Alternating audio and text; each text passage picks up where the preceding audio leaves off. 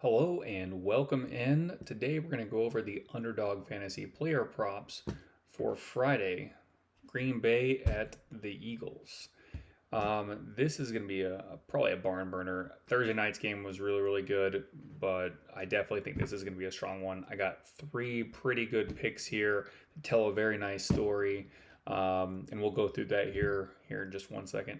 The strongest pick of the night has got to be Saquon Barkley at 64 and a half rushing yards. Clearly an over.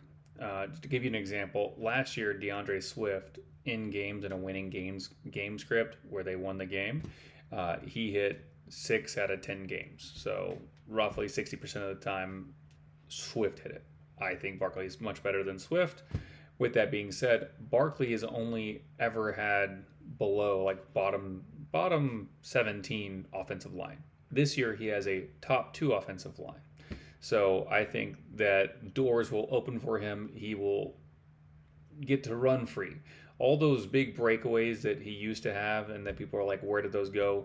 Well, welcome back because the door will swing wide open and you're going to see him running free like a horse in a meadow. It's going to be awesome. So I definitely think he's going to get there. Everything seems to, when you kind of write the story, if you will, of how the game's going to go. Now, Green Bay could win, don't get me wrong.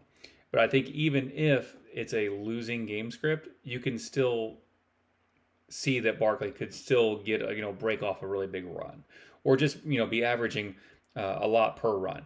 So I think whether they win or lose, they'll get there, unless Green Bay just blows the doors off of them, right?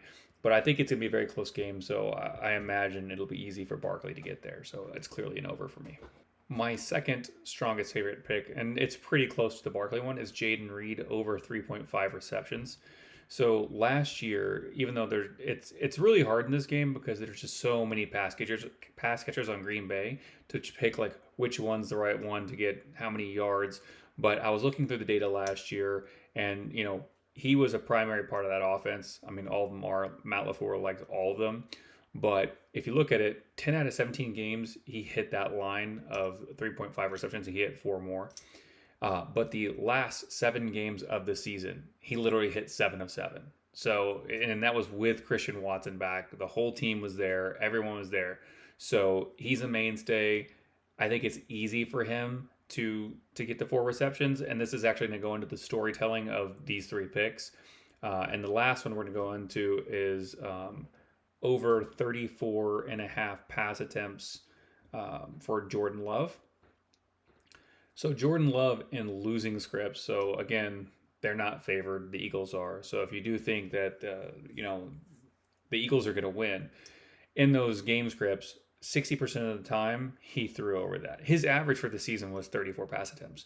Now the Eagles have a really good run defense, run block.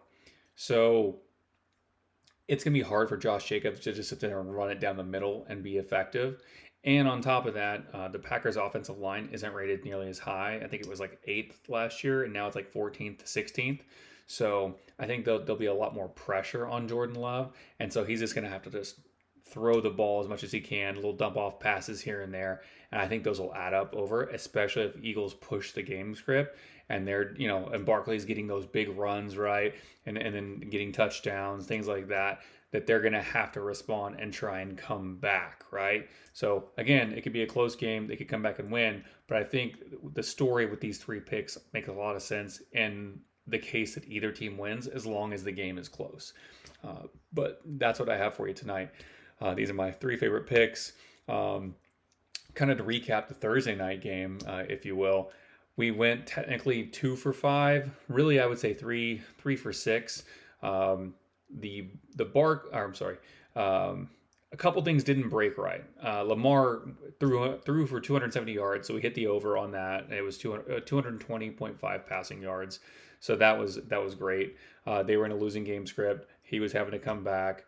It was about the same amount of yards that he threw in the AFC Championship game last year. So, and that's kind of what I was saying in the video.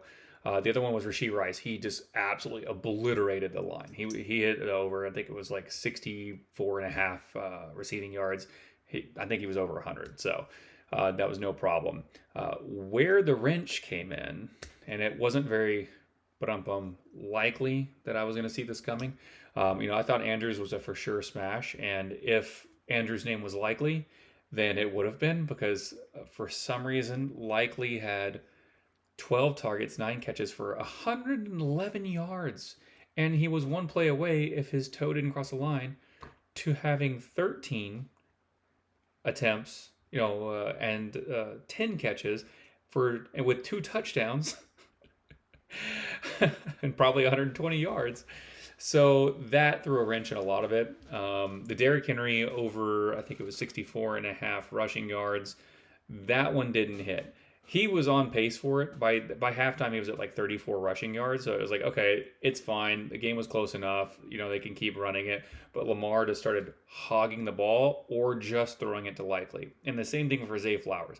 Zay Flowers in the first half, if you watch that game, it was like only I exist and no one else exists, right? There was a few likely passes, but it was all Zay Flowers, right? And I think he was at roughly 33 or 32 yards going into halftime, and the line was 50.5 or 52.5 is what it went up to. So that seemed like inevitable. He got a couple passes right after halftime, and it got him up to almost 40 yards, and then he just disappeared. It was like he ran the ball a couple times. They did get him involved in a lot more running plays. So that was a miss. And then the one that technically that makes it a 3 for 3 is the Rashad Bateman line. In one of my previous videos when we were first looking at the slate early on, I was talking about how Rashad Bateman was kind of like a trap play because if you look at the math and like his entire season, he hit like one of 17 games. Like he never went over like 20 yards. So it was like, and that's what I said in the video, was like, this is a trap. It's most likely he's not gonna hit this line, but because of that, there is no more Odell Beckham. So I was like, it's possible and probable that he will go over, and he did go over. He hit and it was pretty lucky actually. So I'm not gonna take full credit for it. He had like one catch, and he dropped he had 2 routes where he just Lamar overthrew him, and it didn't quite get to him. Or he dropped one, but there was a bomb pass for like 28 yards down the seam, and he caught it, and that put him over. So that was also a hit. So that if you follow those picks, it's like a 3 for 3. I am 99% sure these 3 today are gonna hit. So we'll see tomorrow after the game. I'll do a recap video like this one and go into some of the main slate for Sunday. All right. Thanks for stopping by.